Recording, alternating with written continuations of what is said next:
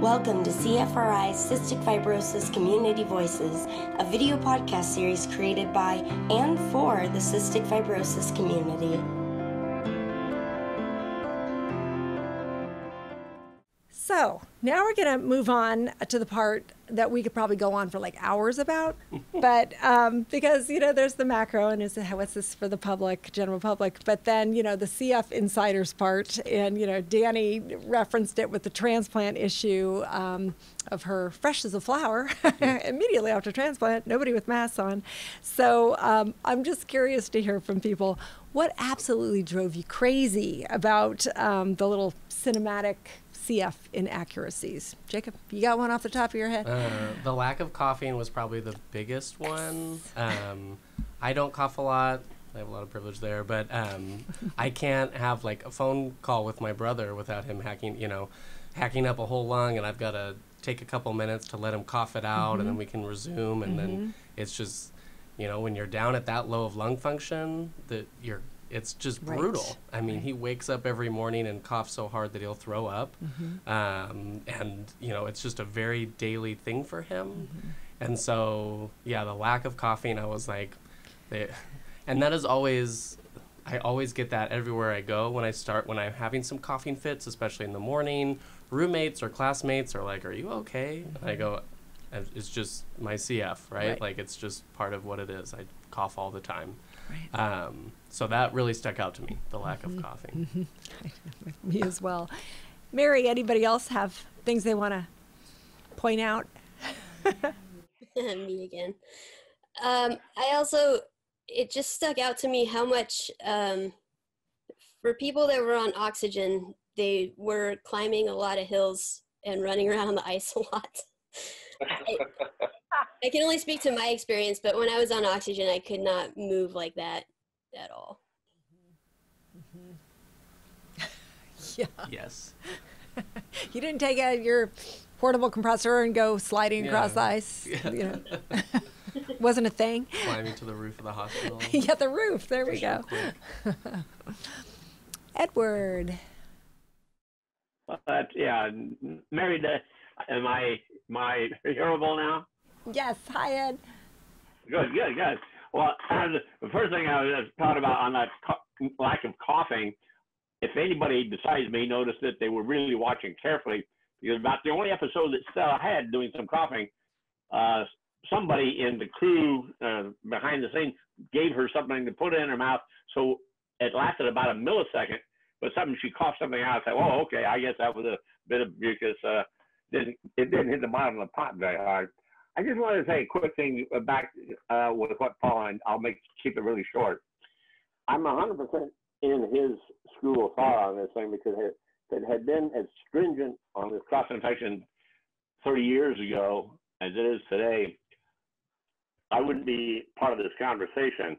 And it's one of the things that drew me to the CF community, is to see what kind of a community it was. And not everybody's going huggy-feely, touchy-feely, all this, but they got together in large rooms. The first place I ever encountered the patients, 4 patient rooms, and they were quite huge rooms, but that's where they were. And you could hear the younger ones talking to the older ones. That's how people learned about living with CF, how I learned how people live with CF. And when a warrior was on the final trip, there would be a gathering, maybe outside his or her room, but there'd be that support was there, and could feel it. And then we generally, particularly mostly old children and at Packard, there'd be a memorial held, and the people would come, you know, other patients, it wouldn't be just the parents and all that. They would gather around to lend support to one another. And this is an amazing group of people. Sorry. Oh, thank you, Ed. I don't know how anybody else felt, but that 5-year thing, they just kept referring to, you only have 5 years post-transplant. And I just wondered if that bothered anybody. It was not factually accurate. It is technically accurate. That's what the data says.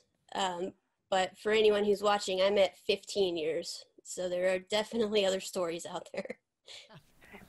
Absolutely. And I think that's, I mean, the percentages I thought like 80% of people are alive after 5 years. Is that true? Or is it 1 year that's 80%? Well, that's Tell me 1 nice. year. Tell 1 year. And then in 5 years is, do you know the stats, Danny? It's a little higher than 50. I think it's like 60% or so now. Depending on what center you're at, that makes a big difference. And I think that's it. I know enough people who've had transplants who are beyond that 5 year mark that it just kept, every time I'd hear it, like that was the end. You have 5 years, then it's over. So. And one thing too that I've always appreciated is that we're living at a time where as we're living, it keeps extending. So it was when I got my transplant, the stats were like 50% for 1 year. And now they're so much better than that. So we're at a really good time for progress. Absolutely.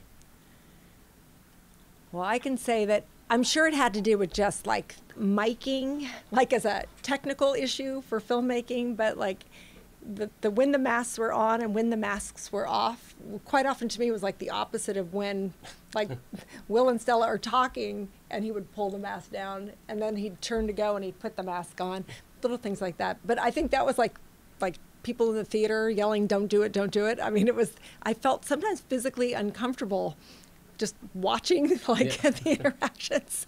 So, and let's see, other people have commented on the type of masks that were used. Anything else? It means they did a good job.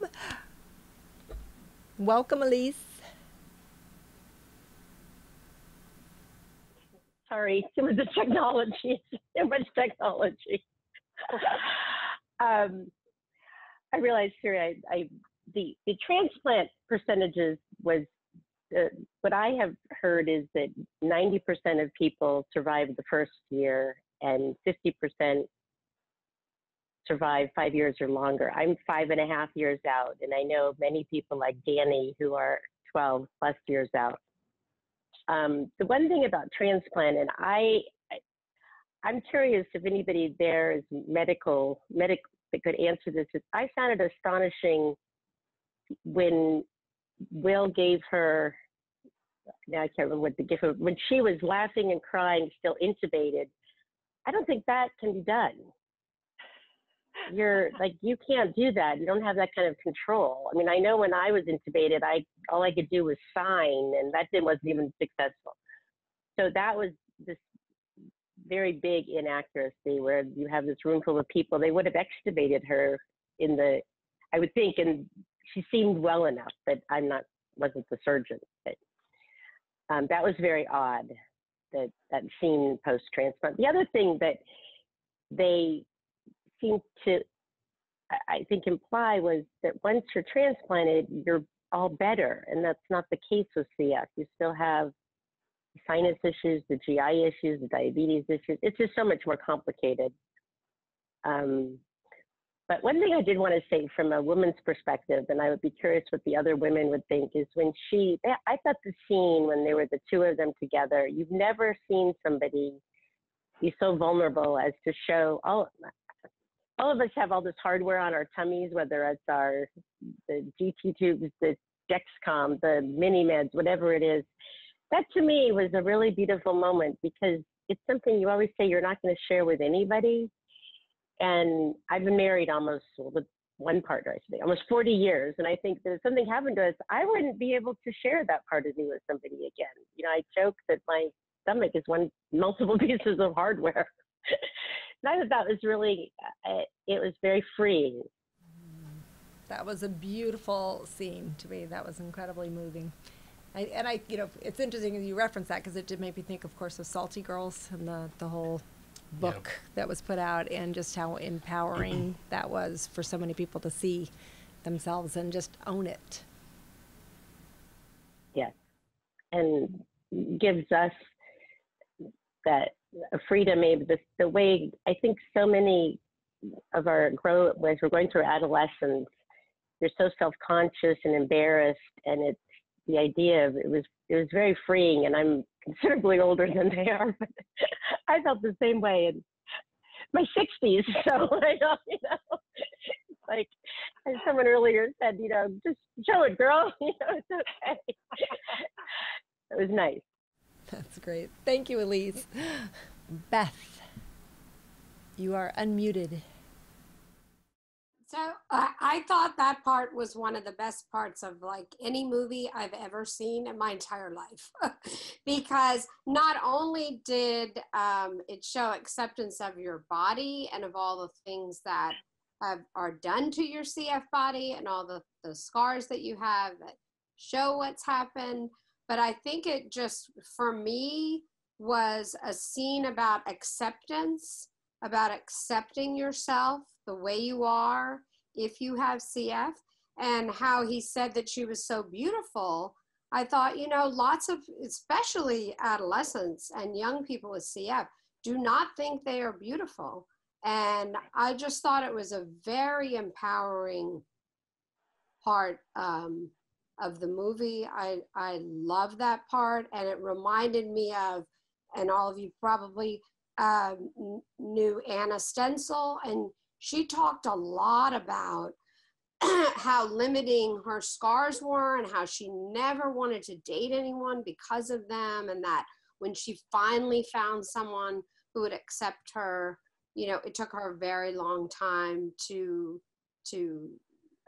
be in a position to show the person the scar. So I thought that part was very real, and very true to what a lot of people experience, but also I think gives a really good message, especially to young people, and also young people who don't have CF, who maybe have something else, or, you know, to show them that somebody can love you and it's okay to be different.